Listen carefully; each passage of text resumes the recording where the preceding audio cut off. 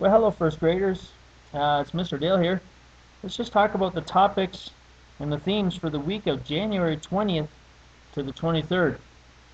Remember, guys, there is no school on Friday, January 24th. So maybe mark your calendars so you don't come to school on that day.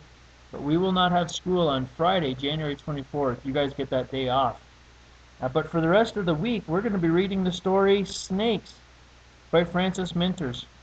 It's a really interesting story all about snakes, and you'll learn a lot about them. Well, let's review some of the phonics that we're going to be looking at this week. We're going to be looking at the long A sound, the long A.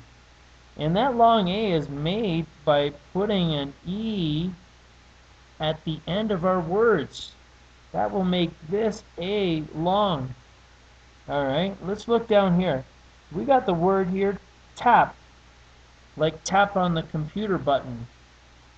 But if I add an E here, that word now becomes tape. That A is long. Let's look at other examples. Make. All right. We know that is a long A because the E at the end of the word. All right. How about the word take?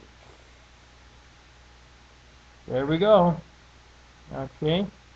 That A is long because of this E that we have here.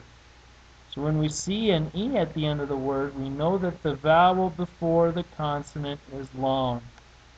Here's one more example. Bake. I like to bake cookies. And we know that this E makes this A long. We'll be practicing that this week. Let's do a little practice here. This is the word cave. I know that I need a long A there because of this E here. So I'm going to write A here. Again, there's an E here. So I know that my vowel will be long. So I'm going to write take. Take. All right. I want this word to say snake. Snake. So I know that this A is long, but how do I make it long? Well, I need to write an E here. And now I know that this A is long. Again, we're going to be practicing the long A sound in our words. And the E at the end of the word is going to help us know that this A is long. Well, we have studied this in the past. Let's quickly review it. The WH blend. Okay, it sounds like w. When. When are you going to come? Why. And white. Well, we got another blend here. Much. Much. Here's another one. Such. Such. And touch. Touch. So when you see the CH in a word, it sounds like ch. Ch. One more. NK. NK. NK is the nk sound, like sink and blank. My paper is blank. And drink. Drink. Can I have a drink, please? These are important to remember. So when you're reading, look at these letters, and those will give you a sound that you should be able to know and pronounce.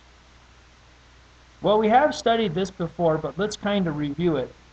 We're going to look again at contractions. Contractions.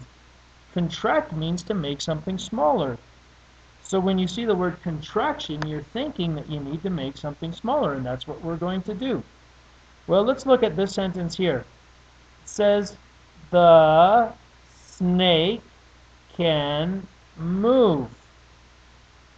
Let's look at our other sentence. It says, the snake cannot walk. But I want to make cannot smaller. I want to make it into a contraction. And I can do that by combining them with a apostrophe. Can't. So cannot becomes can't. And we need to use that apostrophe to make it a contraction. So let's write that in there, okay? The snake can't walk. The snake can't walk. Remember, our story this week is about snakes. Well, let's review possessive nouns. We've talked about it. We're going to review it. All right? A possessive noun shows who owns something. Who owns something. So it shows you that something is owned. Well, let's look at this sentence here. It says, the ball of my friend is red. But we don't have a possessive noun in there. This is really a bad sentence. We should write it differently. We should use a possessive noun. So we're going to change friend into a possessive noun. To make a possessive noun, we need to use an apostrophe. And an apostrophe looks like this. And we're going to put the apostrophe right behind the word. So I'm going to put my apostrophe in here. Friends. Friends. So we're going to change our sentence a little bit. My friend's ball is red. This is a much better sentence. My friend's ball is red. Here is our possessive noun. So when we speak and when we write, it's important that we use possessive nouns, because a possessive noun sounds much better in our sentence. Well, the grammar for this week is and are. And we use is and are with different subjects. And we talked last week a lot about subjects. The subject of the sentence does the action. Let me write that up here. The subject of the sentence does the action. And I can't seem to write it there, but I'll maybe write it here. The subject of the sentence does the action.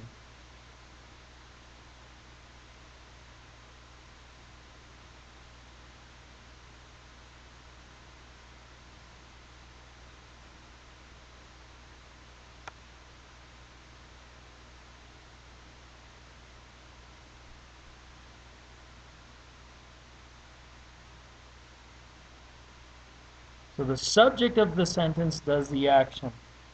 All right. These three sentences are different because they have the verb is.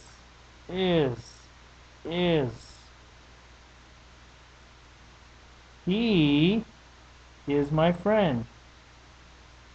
She is my friend. It is my friend. But we use are with you, we, and they.